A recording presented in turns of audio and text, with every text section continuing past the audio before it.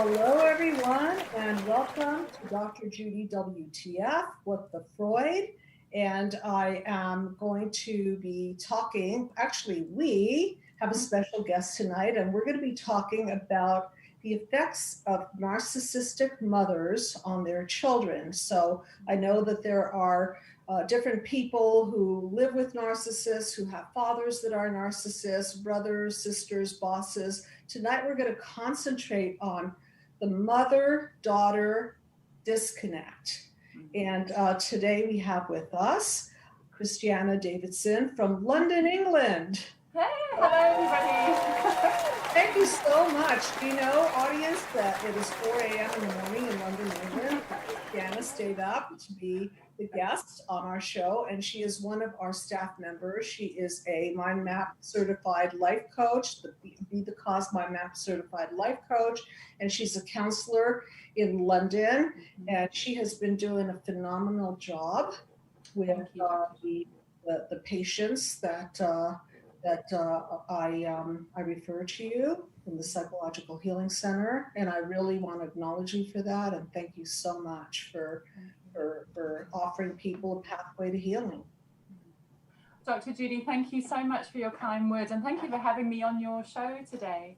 Yeah, it's a real honor as a therapist, to be able to use your mind map with my clients, because what it offers us is a real pathway to healing, and there are sort of known steps that can take you through that process, and the effects that I see in my clients are just phenomenal.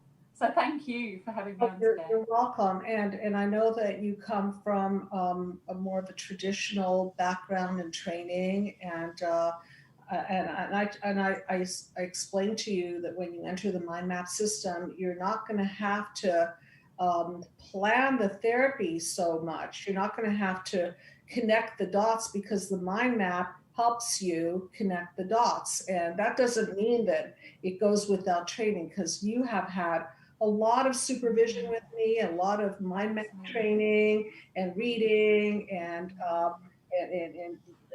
having live people to work with and see how it impacts. And I know that one of your special interests is the effects of narcissistic mothers on their children. So tell me what you're seeing in the treatment room. I should say treatment Zoom these days. Zoom, I love it. Right. Yeah, I mean, this area, of narcissistic mothers is, I mean, if you could say, it's kind of one of my favorite areas, if you can have such a thing, in narcissism. Mm-hmm. But what I see time and time again in my clients that are coming to me is, this sense of being trapped in a relationship that's not healthy for them, that they feel that they just cannot escape from. And I say that even sometimes when they've gone no contact, there's still a sense of being somehow enmeshed in a relationship with their mothers. And they're desperately trying to break free from this, but feel that they sometimes can't even put into words or explain it to somebody else. And even when they can, not being sure that the other person would be able to understand it anyway. So what I'm going to do is I'm going to have the mind map up so people can see it, and we're going to mind map what you just said. How do you like that? Fantastic. Okay. All right. So panel 1 and 2 and 3 represent the past and how we're encoded. And panel 1 specifically represents childhood wounds such as physical abuse, sexual abuse, verbal abuse, neglect, and smothering. And from the vantage point of the mind map, narcissism is a system gone wrong, where in this case, mother puts her feelings before the child. And there's a true mother-infant disconnect on many levels, starting from the attachment theory premise that without eye contact and skin contact and ideally breastfeeding and a family structure that's healthy with the father involved in nurturing the mother and setting up a system where people are synergistic, supportive, Without that, then the system falls apart. So you were saying that even if the mother is out of the picture, okay, so let's mind map that piece. So baby reacts to the disconnect, and then what happens is they encode all of this misinformation. Yes. Okay, and that's the trap. You know how you were saying that even though mom is not there, what is there is this psychovirus that goes into the psyche and then computes in there. And so mom is still very much alive. And your job, my job, the job at the Psychological Healing Center is to shed light on these psychoviruses and dismantle them so that they no longer lock you into psychological prison. Absolutely. So did you like the way I mind mapped what you said? I thought that was brilliant, Dr. Judy. And it's, you know, it's interesting, you know, that first panel looking at the wounds, because and this is what I love about the mind map too. It doesn't just take in you know, the life of the client. It actually looks back at previous generations to see where this, you know, the root cause is not only in the mother, it's in the mother's mother, or, you know, in previous generations. Yeah, absolutely. Absolutely. And it's almost like this, you know, this toxic relationship begins way before the person is born, before the daughter is born. Even, you know, from in the womb, the mother, this first connect is in the womb, really. You know, when we were speaking the other day, and I don't speak enough about it, so I'm glad that you brought this up, because as you know, and the audience that listens in, consciousness is causal. So when the mother has a particular consciousness about who that baby is to her, and what that baby is to her, it is before maybe even the baby's born and in utero and so on. So tell me what you meant by that. Well, I mean, what I've heard a few times. In fact, I'm thinking back on one client, and obviously I'm you know, I'm not giving away any form of identification here of my clients. I'm just referring to a similar theme. 9,972. How's that? There we go. One day. Coming up. Yes. You know, she was mentioning how her mother would tell her the story, you know, when she was pregnant with her, that her mother would go into her local church. She was a woman of faith, a religious woman, and the mother would say to God, you know, that when this child is born, this child's life is dedicated to your service. Wow. Give the baby to God before the child can decide for herself. But it was more than that. It was almost as if it was atonement. It was almost like a sacrificial offering. Oh my goodness. For the, you know, the perhaps the guilt of the mother of some of her past. So this is, it's kind of important almost when we're doing this work, just to get an idea of how the mother is when she's carrying her child. Yeah. You know, what were those early experiences, and what were the visions of the mother that, you know, life was going to be like with this child? That's really key, because often mothers come with this idea that I'm going to have this child, this baby, and this baby is going to give me all the love that I've been missing. Yes. So what a big hole in the soul filler the child then has to be. What a burden for the child to be born with, this responsibility for the needs of the mother, satisfying the needs of the mother.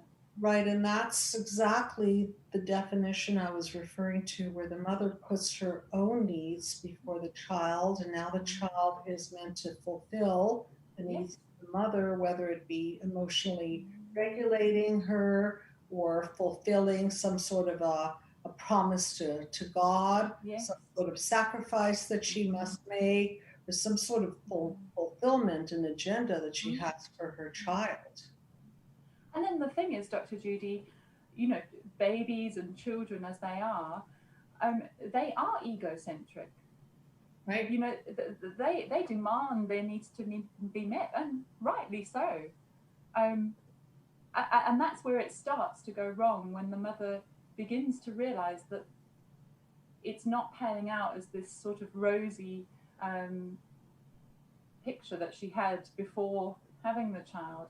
And it begins to sort of break down, and this is where we get the sense in the child forming that there's something wrong with them, because mummy's not giving me the attachment, the eye contact, the mirroring, she's not happy with me, she might be frustrated, and that sets up then the sort of foundations for a codependent relationship.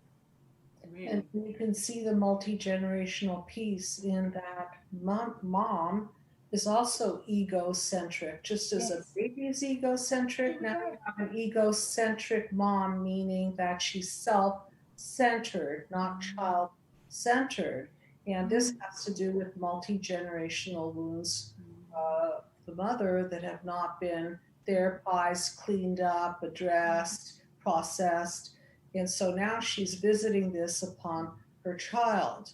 So there's an arrested development in the mother, and this mother is now using the child to fill and quell the pain of the arrested development. And so tell me a little bit about what you're seeing in terms of developmentally children who are now they're coming into childhood and teenagehood, young adulthood, later adulthood. So what are the effects on the psyche of the poor daughter who has now a huge agenda to fulfill? I mean, the effects are manifold.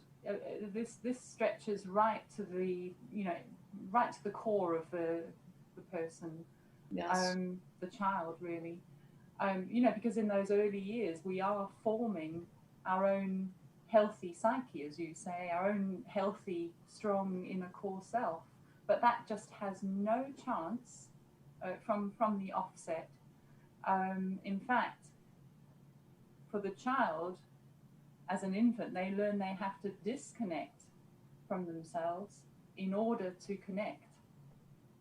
And that's a very good point. They have to disconnect from their authentic self or their emerging authentic self. In the book, Be the Cause, Healing Human Disconnect, which you're all welcome to a copy of. If you haven't downloaded the free PDF, please grab it, do so. And I talk about a lot of things. I connect a lot of dots in there, but certainly the idea of healthy dependency. Oh, we have a call. Okay, I just want to finish this last sentence. Healthy dependency leads to healthy independence. And thank you so much for calling in. Hi, you are on the couch with Christiana Davidson and Dr. Judy, and welcome. And what is your name, or any name that you want to use to preserve your anonymity? Oh, it's Amber. Hi, Amber. Nice to hear your voice. Hi, Amber. Hi. Hello. So tell me a little bit about what prompted the phone call. It's really funny, because I watch you on YouTube and I saw the live notification. I was like, oh yeah. And when I saw the title, holy goodness, what set off in my body was massive amount of fireworks. I'm like, okay, well, guess I'm going offline from driving Uber right now. Yeah, I was like, oh, cool. Yeah, because it's all new. And actually, I spoke to you within the last week, and I am signing up to do the mind map therapy. I've just had a water heater problem delaying things. So, yeah. Anyway, definitely raised by a narcissistic mother, and just didn't even realize it until recently. It's very covert, and I can see where it runs in my family.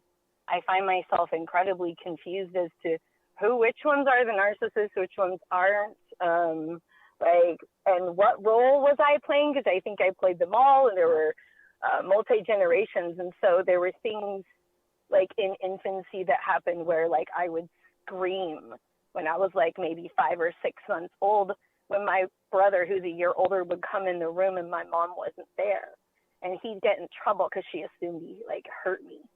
And I don't know, like that to me was like, how was that going on in my infant mind? So hearing you guys talk about the infancy and the natal time might be where some of the stuff comes from that I can't quite connect to or don't know what it is.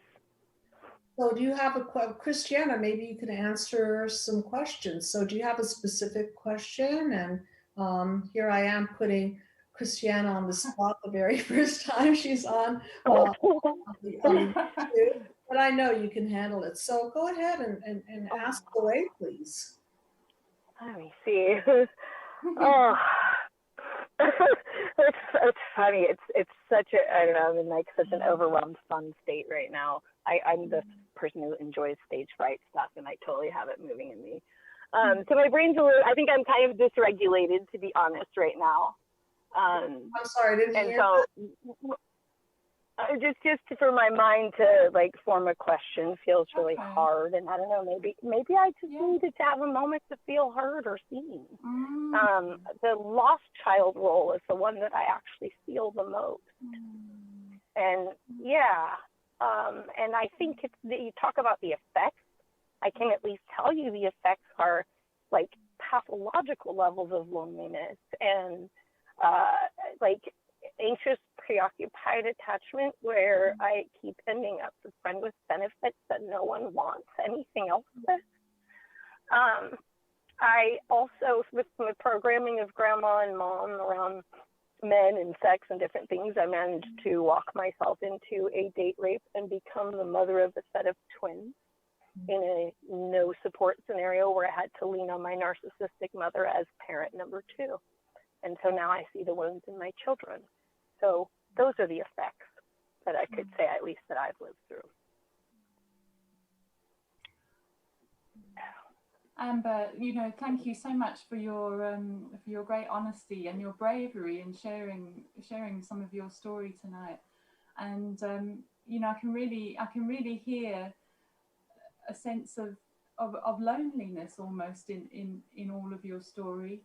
And that really is, that taps into one of the effects of being raised by a narcissistic mother, is this sense of being all alone and having to cope with, an enormous amount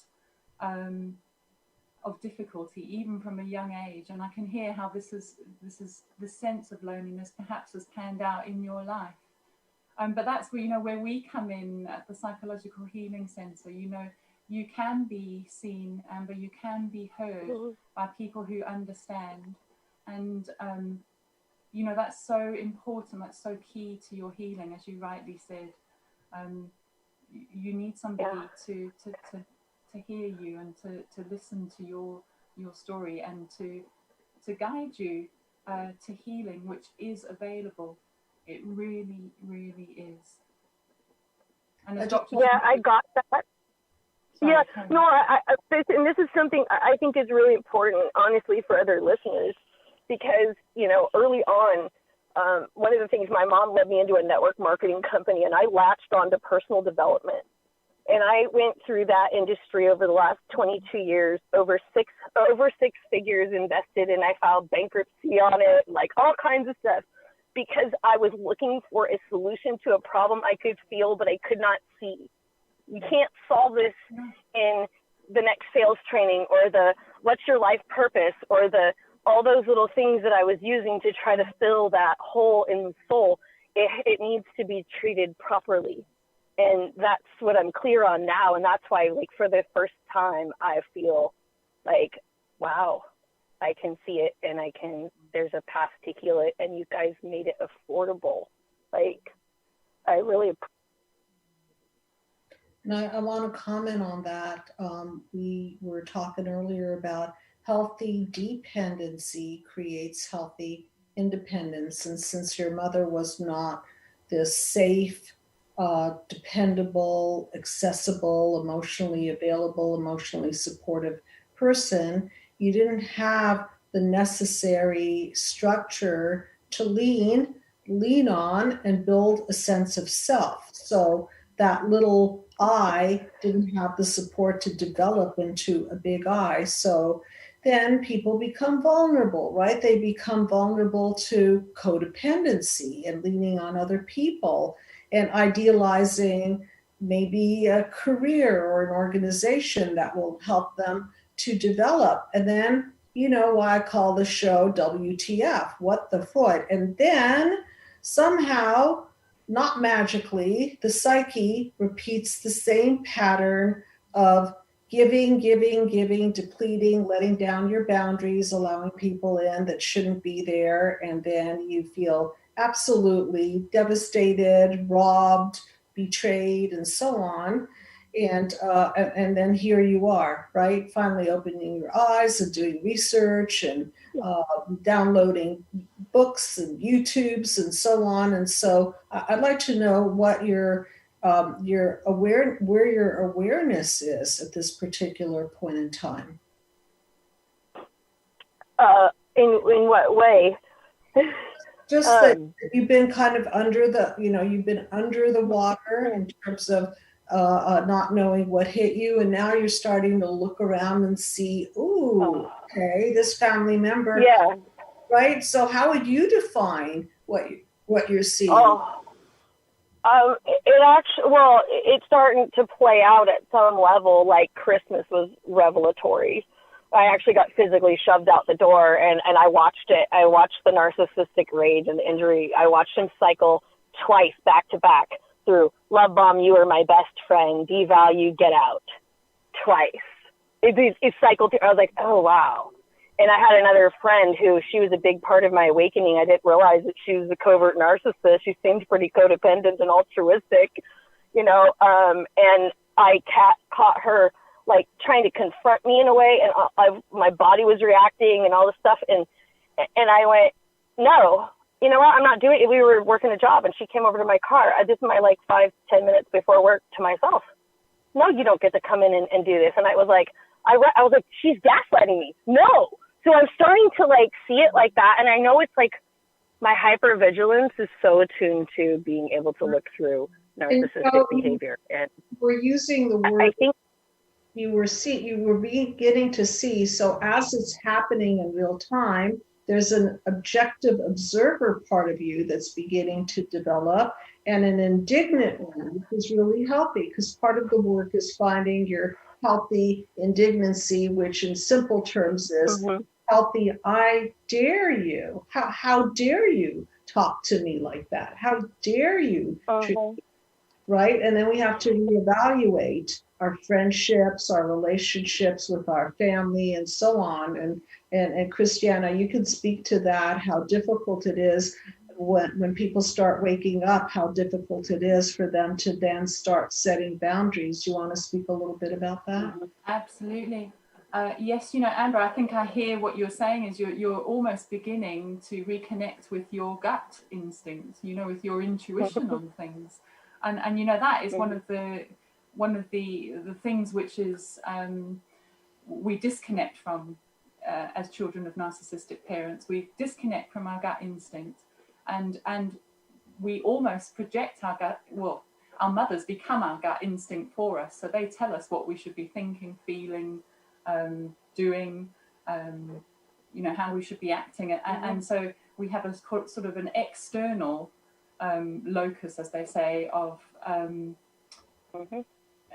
in order to know how we should be, and so not surprisingly in life then we sort of latch on to different people as replacement mothers to tell us how we should be thinking, feeling and doing. But part of the work of healing then is to reconnect with that gut instinct, and like Dr. Judy says, to begin to find some assertiveness, because that is, I think, one of the key things that is robbed of us as children of narcissistic parents. because narcissists, they do not like assertiveness and boundaries, and those two go together. So Amber, I think what you're beginning to do is, it sounds to me as if you're starting to say no. And I mean, that is the beginning of recovery. So well done to you. It keeps coming up. I get to have a self. Yes. I get to take up space, and I get to decide what happens in it. Absolutely. Absolutely. And that's not always an easy job. It's not easy, you know. It's it can invoke real sense of fear, fear of abandonment, you know, fear of narcissistic rage, fear of everyone leaving you. But the thing is, it's also the beginnings of that great sense of empowerment coming in. And what can happen sometimes is, yes, some people will fall away, like you're experiencing slightly in your life, but then healthier people are attracted to you, and you begin to attract people who then empower you, not disempower you, as in the past. Amber, is that your name? Did I hear it correctly? Yeah. Are you currently in the mind map therapy, or you mentioned that you're getting some things in order? Yeah, we spoke, and you sent me the link, and I discovered my water heater was leaking, so we're a little delayed on getting started, but I'm 100% committed for myself. Okay, I think you're going to find that all of these arrested developments and all of what Christiana is talking about, the fear, because it's true. When we let go of people, we feel the void, and you already talked about how lonely you are. However, I'm reminding you, what's lonelier is to be around people who don't mirror you, attune to you, hear you, care about you, nurture you. So sometimes we could be very, very lonely when we're surrounded by people who don't relate to us that way. So I really want to thank you for calling in. I'm going to give some space for other people to call in and more discussion. And I look forward to your healing process, and appreciate you sharing what you did tonight. Thank you, Amber. Sure. I'm looking forward to it as well. All right. Thank you. Okay. Good night. And good morning, Christiana. Good morning. And we have more callers. Here, oh my goodness, 4:30 in the morning, is it? It's 4:30 now. 4:30 in the morning. Okay. I think I do my best work at this time, to be honest. It's amazing. We do a lot of international work. And Christiana, thank you so much for taking care of so many people across the world. And I didn't know this. Christiana speaks Afrikaans. So I know we're not going to have a flood of calls from people speaking Afrikaans, but you never know. You never know. And one of the aspects that I'm working on is to include more mind map counselors, therapists, psychologists, life coaches who speak different languages. So now we have Farsi, we've got Russian, we've got Vietnamese, we've got Afrikaans, a little bit of Spanish, and I speak Hungarian, believe it or not. So so for people who are more comfortable in their native tongue, please feel free, because I know that you're listening from all over the world. I speak a little bit of French and Spanish, but I don't think enough to conduct a session. Please make that request if you want somebody who speaks your native tongue, and we have someone on staff who does. Be happy to match you with that person. So going back to the topic. Oh, and we have another call. Oh, okay. Hi, you are on the couch with Christiana and me. And hello? Hi. What is your name, please, or alias name? Susan. Hi, Susan. Welcome. Hi, Susan. And I always like to ask where you're calling from. I've been told by certain audience members, oh no, don't ask people's names, don't ask where they're calling from. So if you're not comfortable with that, just say, I choose not to say, but I always do like to know where you're calling from and your choice to answer or not. Oh, I'm from Seattle. Okay, welcome to the show. And what particular WTF dynamics is going on in your life that prompted you to call in tonight?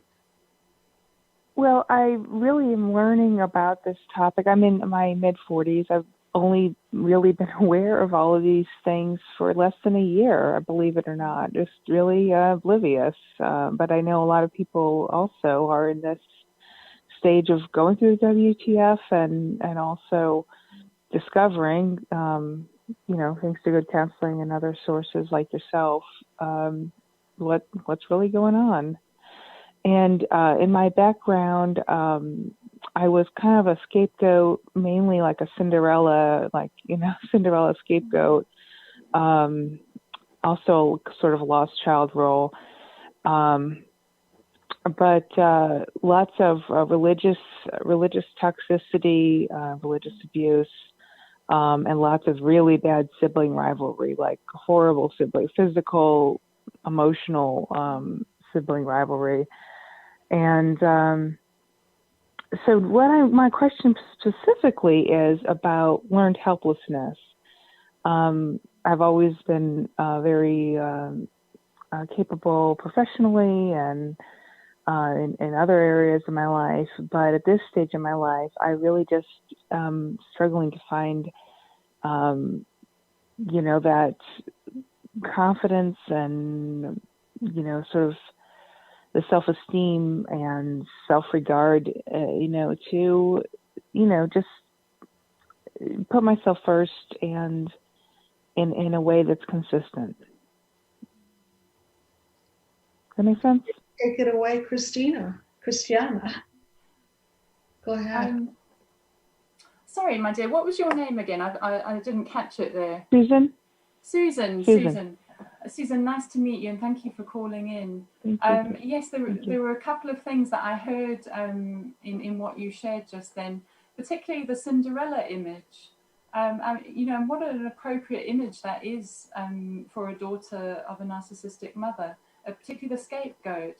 Here Cinderella is just having to jump at the commands of those who have authority over her and serve their needs. Yeah. And well, I'm a very good cook. Everybody compliments my cooking, so I got that out of it. Well, there's one positive always in the kitchen. What? That's one positive thing, I guess, from your experience.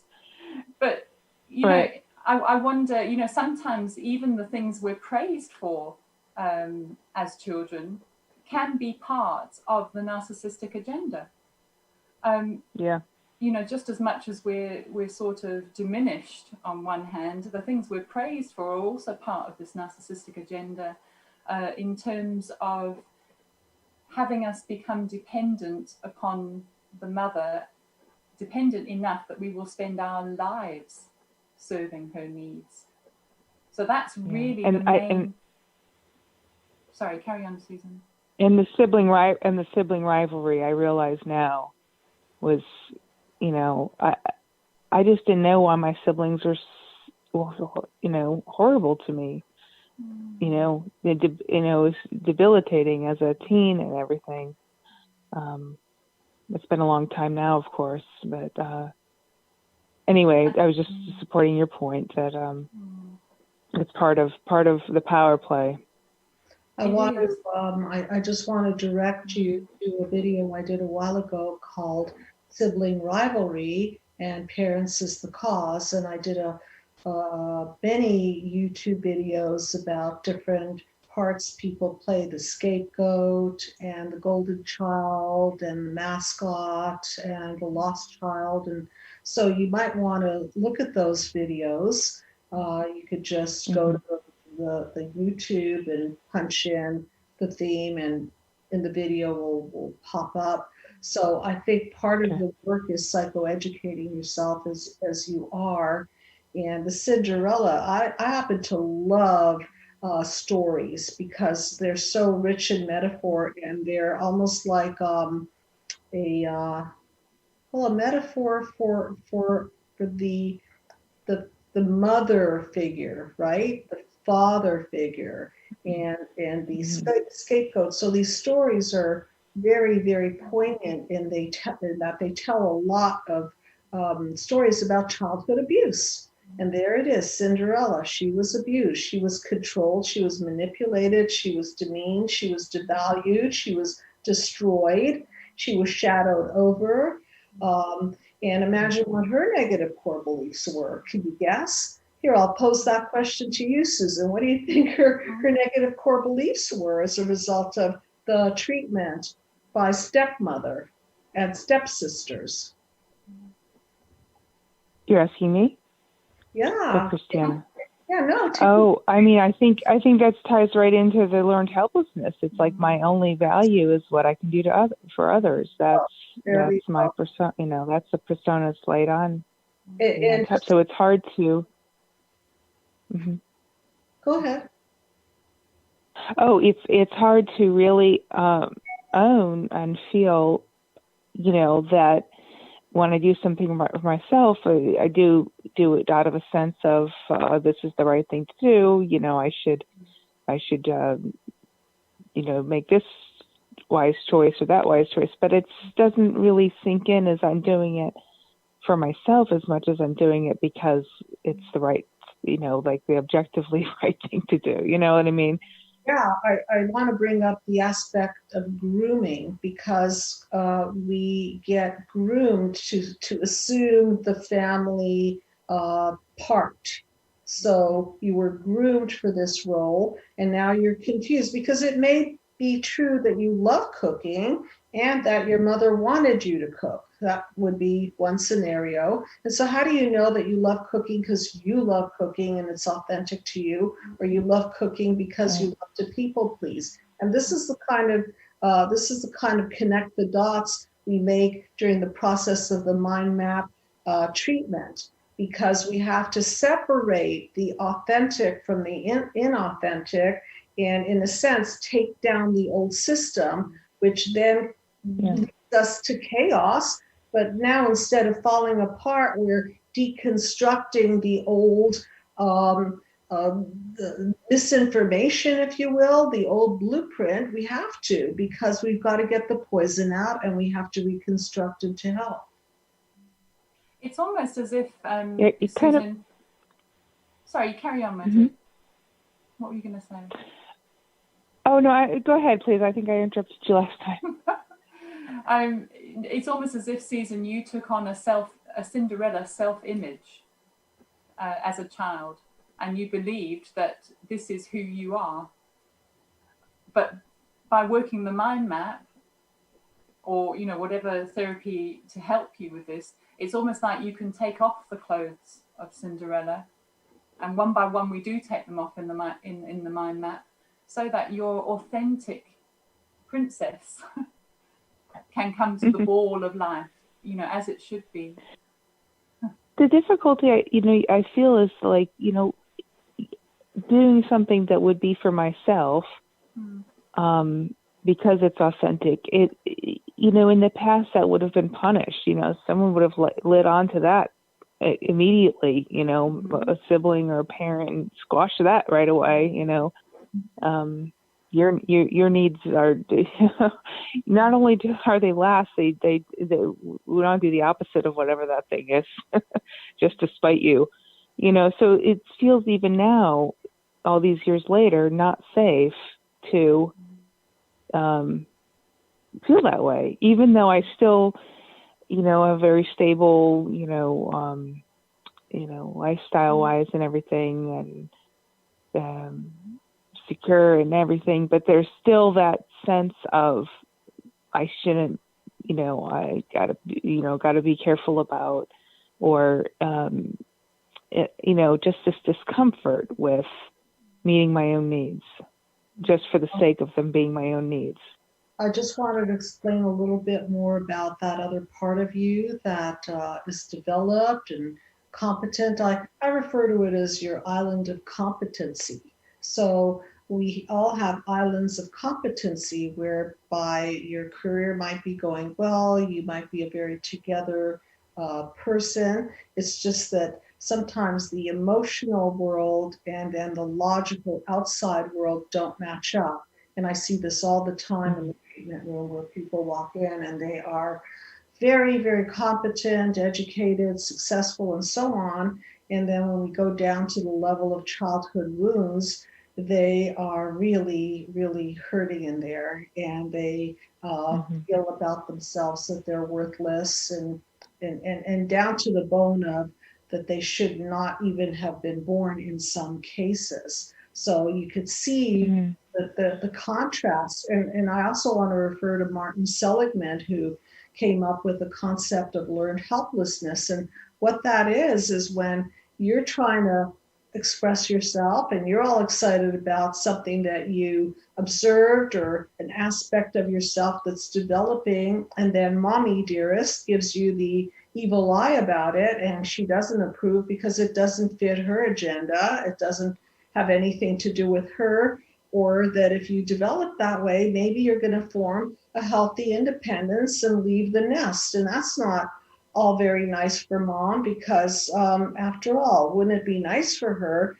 if you stayed by her side for the rest of your life? So the learned helplessness is that you're growing and then bam, you're punished, you're knocked down. And so you don't know what to do. So what we do about that is we identify it, which we now did, okay? And then we have to go to the information that you stored about that, and we have to get behind the emotions of anger and betrayal and so on, because until we reprocess these emotions, we can be logically smart and understand the process, but until we go to the emotional piece of the work, you're just going to stay on an intellectual surface level of understanding, and it's never going to process the emotions, which is what sets us free from the psychological prison. I can see that, yeah.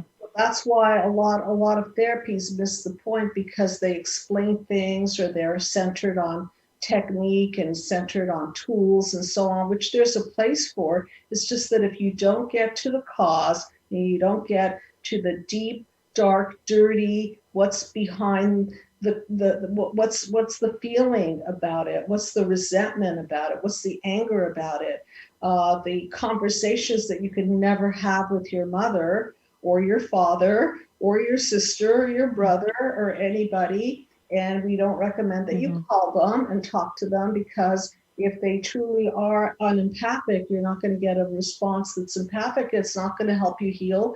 Even worse, it's going to trigger you back into chaos, defenses, and breakdowns. So this is what we do in the confines of the therapy, is that we allow you to fully express all the feelings, all of them. Because Dr. Judy and Susan, you know, I think one of the main core belief in some ways for a child of a narcissistic parent is that my authentic self, my needs, are a burden. And Right. You know, Yes. so the process then is seeing that for the lie that it is, because your needs are extremely important, and they should be the highest priority of your parents growing up, not the other way around.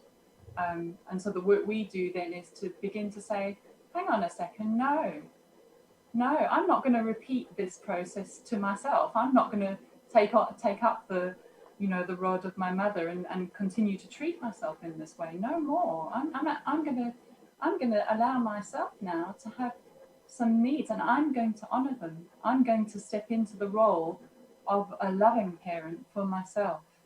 And so then the process of liberation begins, really, and a space for your authentic self to really come out, because you start to make yourself feel safe by putting in boundaries. And I just wanted to add to that, and that's the beginning maybe of the stage of healthy narcissism, because you never had Yes. healthy, self-centered. So then I want to direct you to another video I did, which is healthy narcissism. So Susan, I think that would be a good one for you to listen to. Okay, is all Okay. about that, because that's what she took away from you too, is your healthy sense of entitlement. I need this. Yeah. I need that. This is who I am. This is what I like. And that was never supported. So now we've got to get back in there and straighten out the system gone wrong. Yeah. What you both said really resonated with me. Yeah. Okay. Thank you. Our pleasure. And thank you so much you, for calling in. And feel free to reach out to us. And we're here. And this is what we do. Yeah. All day I will. long, healing human disconnect. It's a great topic. So many people are impacted, and I guess I'm not the first person that didn't know anything about this for a lot of years. No. Yeah, there's definitely awareness. And thank you so much, Susan, for calling in. Appreciate you sharing with us. Thank you. Have a good evening. Bye-bye. Bye-bye. Bye.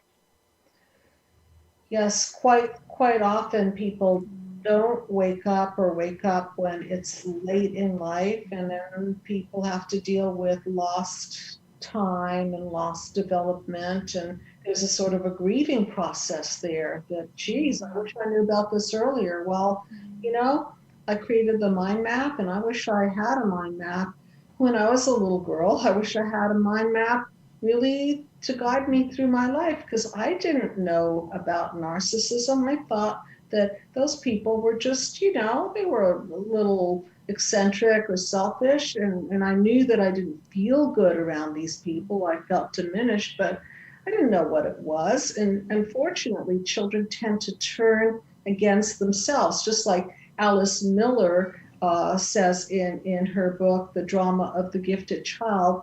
Children would rather be the bad ones and make their parents the good ones, because otherwise they're living in a very threatening world. So it's always, if I were a little bit more pleasing to my mommy, then she's going to love me. If only I were prettier and fulfilled her desire to be an actress, then she'll love me and I'll be loved and happy. So you see how this could really, really turn into maneuvers and inner yearnings to turn yourself inside out.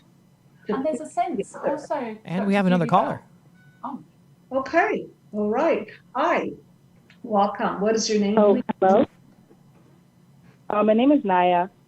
Naya, thank you so much for calling in. And Hi, Naya. Oh yeah. Hi. Thank you. Where are you? What part of the world are you in? Oh, I'm from Canada. Oh, great. My country, I grew up in Montreal, Canada, so I know all about Canada, at least Montreal I do. Okay, so tell me what brings you here and any particular thoughts or questions that you have. Yeah, I've been watching you for a while now, because I didn't really know what it was with my mom, but I didn't realize that I was a scapegoat child until I started watching your YouTube channel. But growing up, I don't know, my mom would just say really absurd things. Like, I remember she would say stuff like, I was trying to steal her man. She would never allow me to dress myself. I remember she said she was going to cut my hair so I wouldn't be beautiful. She even broke my cell phone just because she was upset. And then she said if I wanted a cell phone, I'd have to make my own money and buy my own phone. So I worked and I bought my own cell phone, and she took that away from me. And then she said, well, since I'm under her roof, she gets to do what she wants to. And then I remember when I turned 18, I bought my own car, and she didn't allow me to drive it at all. She would take the car keys from me. She would hide it. And then recently I left because I couldn't do anymore. And then she told me to leave. So I ended up leaving. It's been 5 months that I left. And then she was all like,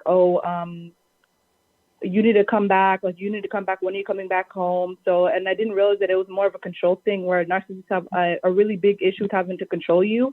And I didn't realize, and then I ended up blocking her, so I decided to go no contact. And then she called me from my little sister's dad's phone, and then she's like, can you unblock me and everything like that? So then I unblocked her only for her to like cuss me out. And then also my older sister is an alcoholic. She's way older than me, and she lives at home still. They didn't realize that they have a codependent issue, whereas like my mom can't have her leave the house because she feels that she needs her there. So wait, even though when she's there, like I want to it's like a lot. I want to start addressing this because I think Christiana and I both get the picture. So Christiana, I want to ask you, and then you can take it from there and speak to this this issue. So do you think that narcissistic mothers want their children to be independent young ladies and fly the coop and have their own independent cell phone and be beautiful so that they can date other people and eventually leave the nest? So why don't you speak to that topic, because I know how familiar you are with that one. Well, I mean, that would be the healthy mother. That would be her outlook, wouldn't it? I want my daughter to flourish. I want her to be more beautiful than me. I want her to have, you know, the most successful life imaginable and to have 2 cell phones if she needs them. But Naya, what you're saying is no, and you've picked up on such a key aspect of this toxic parenting, is that narcissistic mothers are in competition with their daughters. You know, yep. I mean, there is no room in the narcissistic mother's home for somebody who's going to potentially outshine her, because that for the mother is akin to getting a narcissistic injury. So she takes it personally. It's an affront to who she is. You know, she's got to be the one in the limelight. And so what you're saying, Naya, is that your mum seems to have been almost stamping out your independence, your beginning to sort of blossom as a woman. All of these things she's been trying to keep under wraps in order to soothe her fragile ego. That's my understanding from what you said. Yeah, because she would say to me like, oh, like you couldn't do without me, like try moving out, you can't do without me. And then she would call me asking if I needed money or anything like that. And I was like, no, I don't need your money. And she'd be like, oh, well, you know how hard it is. It's not easy to live on your own at 18. And then when she was the one who kicked me out, and then she's all like, oh, come back home, it's too hard for you. So yeah, I realized it's all about control. Absolutely, Just one thing I wanted to catch there. It's too hard for you. Do you notice that she projected it on you? It's too hard for her. She doesn't care if it's hard for you. She cares that it's hard for her to not have you at her beck and call. So I just want you to hear that part, okay? Yeah, because I even remember like my last year of high school, she was always to me, well, what are you studying for? You're not going anywhere anyways. So Christiana, what are you hearing in terms of core beliefs here? Well, I mean, Naya, it's definitely from what you've shared, you know, your mother desperately trying to keep her influence and her control over you. And, you know, as children of narcissistic parents, we grow up with a very limited understanding of what's available to us. It's, you know, we're only allowed to want what the narcissist wants. But from what I'm hearing from you is you're beginning to choose what you want to study, for example, and that's bringing about narcissistic rage in your mother. She has to demean, diminish, devalue you in that, and almost, you know, say to you, you know, you're not capable of doing this on your own without me, because that robs you then of your self-esteem. It makes you vulnerable then to coming running back to mum and for that toxic relationship to continue. So I just encourage you in your, you know, in sticking with what you want to do and the things you want to bring about in your life, as you seem to be already. Mm-hmm. So I know that we only have a handful of minutes left. Naya, there's nothing like your mother clipping your wings and then telling you that you're incapable. And again, we dial it back to the cause. So through identifying what she's doing, which is in the realm of control and sounds like verbal abuse and emotional neglect as well. Emotional neglect in that she'll draw you in and then spit you out, and she keeps playing with that bond, and it's a toxic one, as you now know.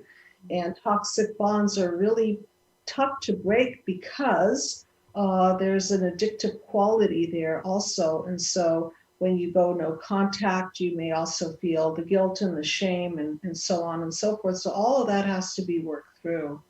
And I do very much appreciate you calling in. And if you want to connect with us further about it, please do. I invite you to call into the Psychological Healing Center. And I always love to hear from my fellow Canadians. So thank you so much. Okay, thank you. You're very welcome. Okay, well, I'm so glad, Christiana, that you were able to wake up early in the morning and join in. And it's been a pleasure. Any last minute thoughts or comments that you have or insights that you want to share with the audience about your experience about the effects of narcissistic mothers on the psyche of their daughters? Yes, I think maybe just as a sort of a final summing up in some ways, you know, although we have been speaking about narcissistic mothers as, you know, these, there can be the sense that there's something evil and, you know, that's not what we're saying. And Dr. Judy, you say this all the time, you know, it's not a shame and blame game. You know, what we're doing is we're just taking stock. And I often say to my clients, you know, it's almost like as if you're on board an airplane and the air hostess comes round and she says, you know, the pilot had a very wounded background, you know, very dysfunctional family, lots of verbal abuse, etc. And because of this, she's an alcoholic. But, you know, she's flying the plane today, but she has been drinking, but it's, you know, she has a wounded background. And, you know, I mean, here we have the situation. It's not about blaming the pilot and, you know, vilifying them. It's just about saying, okay, right, well, this is the situation and this is what I need to do to keep myself safe. And at the same time, we have to acknowledge that as human beings, okay, as human beings, everyone has to do their work to heal so that they don't project their pain onto their children and multi-generationally. So it's not a blame. It's more like we're going to hold people psychologically responsible. And I did a show for parents called Parents Own Your Own Stuff. And that's the healthiest thing. And it's never too late. It's just that narcissistic core parents have a very hard time self-reflecting and self-correcting, which is a whole nother topic, which I talk about and can't talk about enough. So I know we only have a couple of minutes, and I so appreciate you being on the team. You've been Thank you for having me. Asset. And if you'd like to have a free consultation with Christiana, please do so. She's available. And then for time and Zoom and all of that stuff. And if you want to talk to her in Afrikaans, please do. Okay. And in the meantime, I think the screen froze, I believe. But I just want to conclude by saying thank you very much, everyone, for tuning in. And grab a free copy of the PDF. And if you want to avail yourself of the mind map journey to heal narcissistic abuse, please do so. And the video series that I created years ago, breaking down the mind map, And thank you everyone who called in and everyone who is listening. And Christiana, especially a big thank you to you for sharing your knowledge base. It was an absolute pleasure. Thank you for having me, Dr. Judy. My pleasure. Okay, we will see you next week. Good night, everybody. Good night.